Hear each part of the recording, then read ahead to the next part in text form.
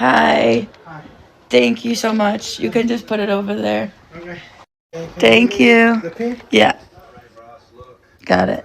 It's fine. Thanks. Gracias. When you order Uber Eats hungover, the driver drops it at your door, but when you're an influencer with the main character syndrome, you make the driver deliver food directly to your bed while you're still under the covers, and you post it as relatable content. This is Rory Malo, and she's not alone. Just over the last year, influencers have finally revealed the gap between how relatable they are and us, the commoners, by filming themselves blocking gym equipment for content, treating flight attendants like their personal assistants, and demanding to stop the plane mid-air, questioning the integrity of the sidewalk due to the lack of red carpet, and having public meltdowns over minor inconveniences, all while believing they're the main character and everyone else is just an NPC in their story.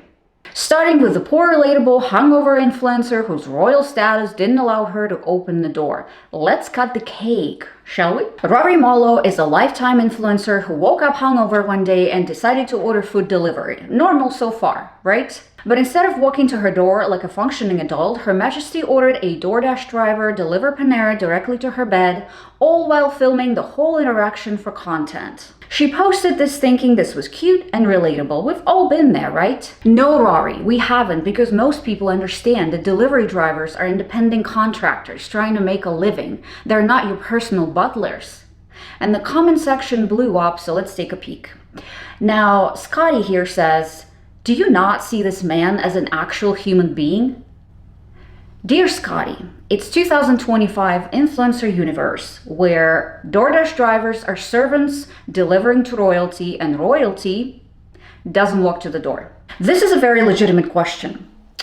Did you even ask permission to post him? But then I thought, permission? Really? Influencers? Give me a break.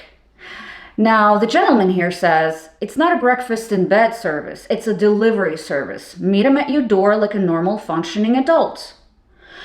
Oh, Jim, it's a whole lot of workout, actually. We're talking about running a marathon at this point. And this comment was the first thought that popped in my mind. So you were able to stand up to unlock the door for him, but not to pick up the actual food. And Miss Verda here deserves a gold medal in mental gymnastics because I can walk to the door to unlock it. But picking up the actual food is where I draw the line. Here's what makes the peak of main influencer behavior. She genuinely believed that her filming exploitation of a service worker would make her more likable. That's delusion. She saw herself as a relatable hungover girl, not an entitled influencer, treating another human being like a prop in their content. What's even more mind-blowing, that the video is still available on her page, which can only mean one thing, that she's very proud of her behavior, and she's not ashamed of it. And this is just the beginning of the main influencer character syndrome. James Charles posted a video about having a personal beef with tactile paving on the sidewalk. You know those textured bombs that you see at crosswalks and transit stops, those raised little dots on the ground? You know what's pissing me off today? These motherfuckers. These fucking, like, whatever fucking bump shit fucking stupid ass things they put outside of grocery stores and airports. He filmed himself throwing a toddler tantrum over rolling a shopping cart over them and claiming, are you ready for this?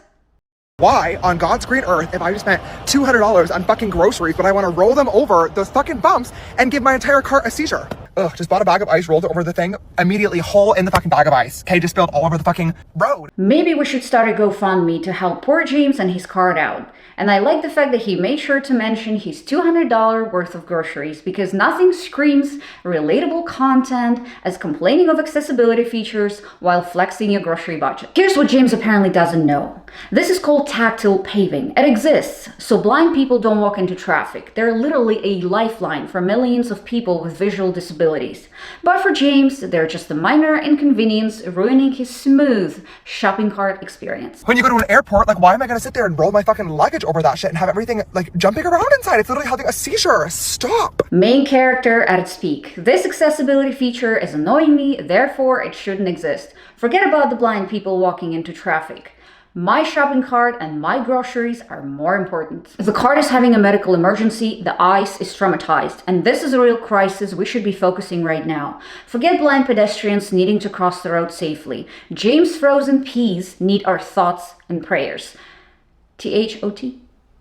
James, of course, deleted the video and issued a half-hearted apology about not knowing what the tactile paving was for. And here comes the most important question. If you don't know what things are for, why are you going and complaining to your millions of followers? Why not just Google it first? Or maybe accept the fact that not everything around you is created for your personal comfort. This is the main character mindset in action. Assume everything around you is created for your personal convenience, and if it doesn't serve you, then we have a problem. Other people's needs? Irrelevant. You're the main character and everyone else is just background. The entitlement is staggering. And this is just the case number 2. Jennifer Lopez, just Pycone, is a gym influencer who films workout content at her local gym. Normal enough, right? Lots of influencers do this. But Jennifer is special. She posted a video recently with the title, Gym Etiquette Lesson 47. Don't photobomb the content creator.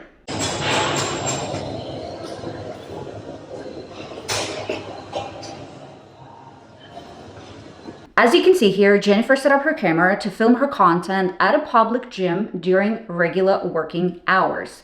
Another gym member appeared in her frame in her shot using gym equipment, pretty much, doing what you do at the gym, working out.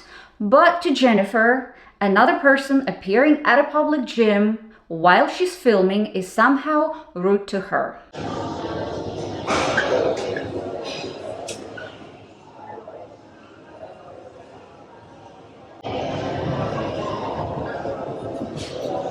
And Jennifer decided that that person was photobombing her, not accidentally appearing in her frame. No, photobombing. As if that person woke up that morning and thought, you know what, I'm gonna ruin Jennifer's content today by appearing in her frame.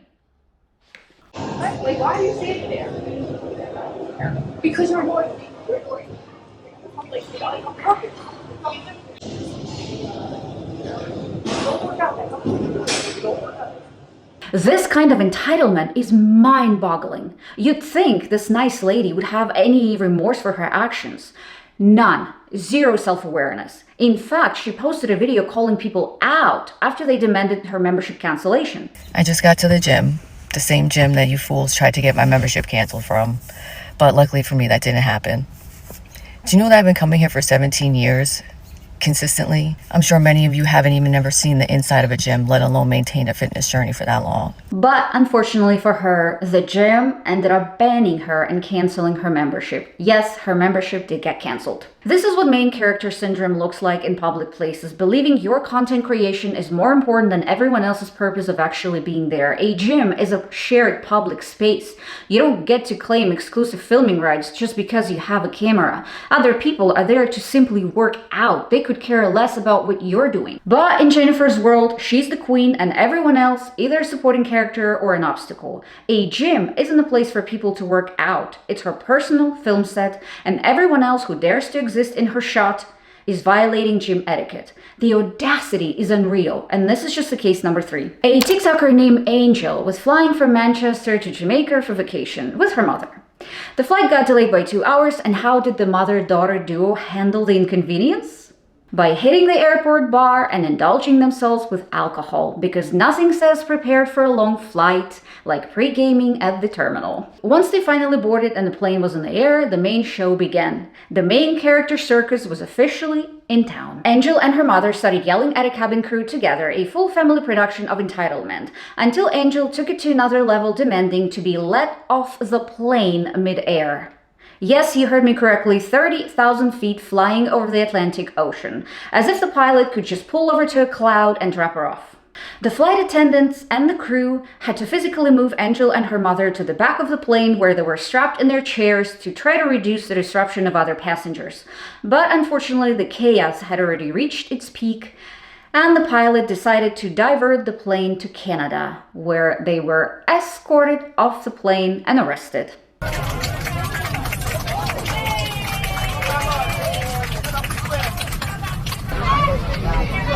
No flies on for 2 years. Are you happy, Lord? Oh, no flying for 2 years. Safe journey home, you stupid bitch. They got banned from the airline and put on a no-fly list for 2 years. This is an entitlement. It's a complete disconnect from reality, where your emotional state, fueled by alcohol of course, matters so much more than the schedule and the safety of other passengers. Your feelings are more important, so much important in fact, that you're willing to endanger an entire aircraft. This is case 4 and it gets worse. Vincent is a TikTok influencer who got a DM from a small cafe in New York inviting him to try their French toast. Sweet, right? Free food, support a local business, maybe post about it if you like it, no strings attached. That's how normal collaborations work. But Vincent isn't normal.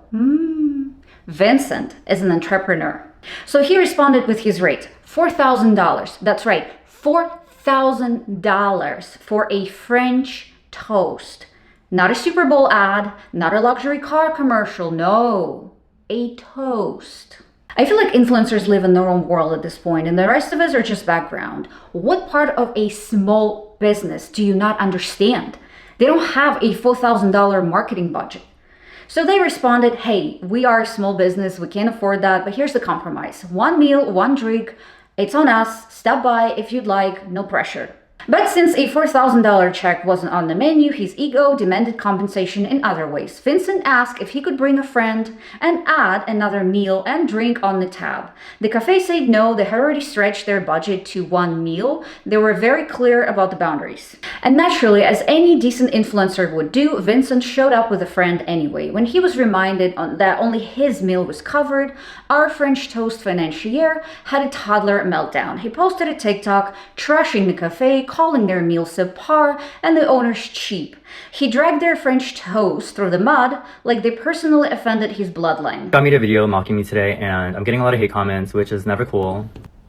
Let me see if I understand this correctly. Dragging a small business through the mud to your followers is fine, but receiving backlash for it is crossing a line?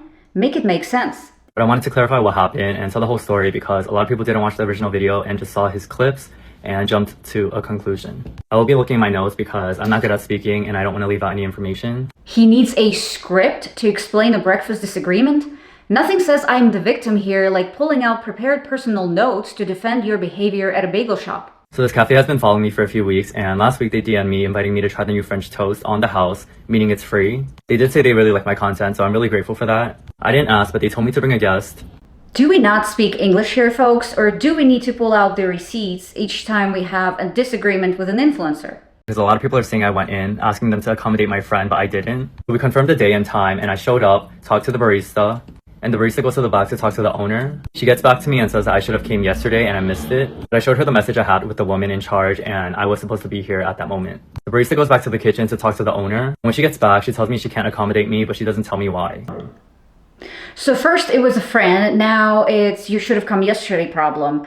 The story keeps shape-shifting every single time like we won't notice. It's giving me this my dog ate my homework energy.